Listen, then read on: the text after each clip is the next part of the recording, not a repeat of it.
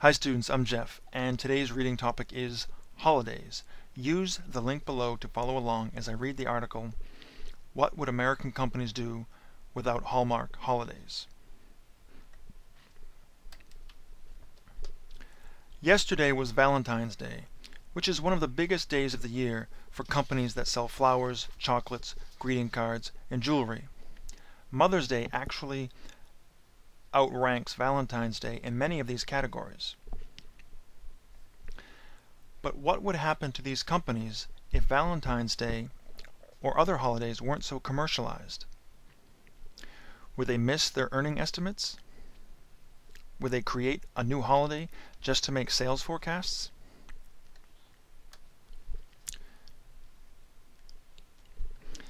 The commercialization of holidays. I'm not a big fan of the commercialization surrounding most holidays. I believe in the intent of the holidays. You can never go wrong setting aside a day to honor and commemorate people you love, respect, and admire. This goes for days such as Valentine's Day, Mother's Day, Father's Day, and more. But just because you honor and respect someone doesn't mean you should have to spend a lot of money to show them you care. The commercialization of Valentine's Day. St. Valentine's Day has a longer history than most holidays, going back over 1,500 years. What originally began as a religious holiday has, like so many other religious holidays, been converted into a commercial holiday. The original intent of celebrating love and affection has changed into an occasion or obligation for giving gifts. Wikipedia has an interesting history of modern Valentine's Day. I find it interesting that Valentine's Day cards have been around for a couple hundred years, but it wasn't until the 1980s that the diamond industry started promoting Valentine's Day as an occasion for giving jewelry as gifts. It took less than 30 years for the idea of giving jewelry to become synonymous with Valentine's Day.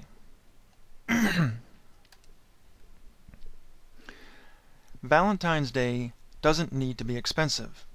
My wife and I celebrate Valentine's Day very casually. We exchange cards. I buy her one even though she tells me not to, and we often celebrate by going out to eat, either the day before or the day after.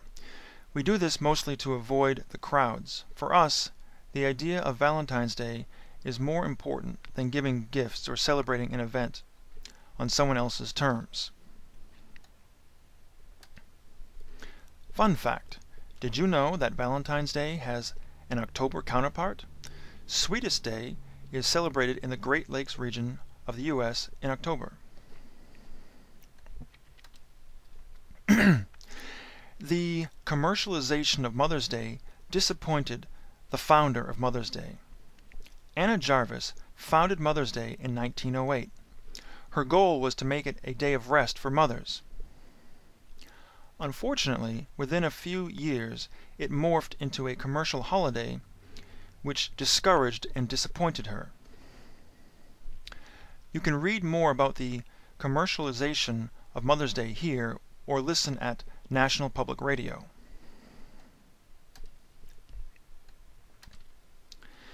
The commercialization of Christmas. This is perhaps the biggest commercial holiday of them all. Even people who don't celebrate the religious aspects of Christmas often celebrate the commercialism of Christmas. I give and receive gifts at Christmas, but I try to focus on the meaning of the season instead of just giving gifts.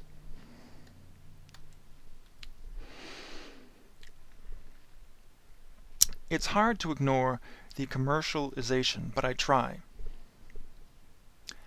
In general, I'm not a fan of the mass commercialization of holidays in the U.S. This past year, for example, I saw Christmas decorations in the stores at the end of September. They were right next to the Halloween decorations.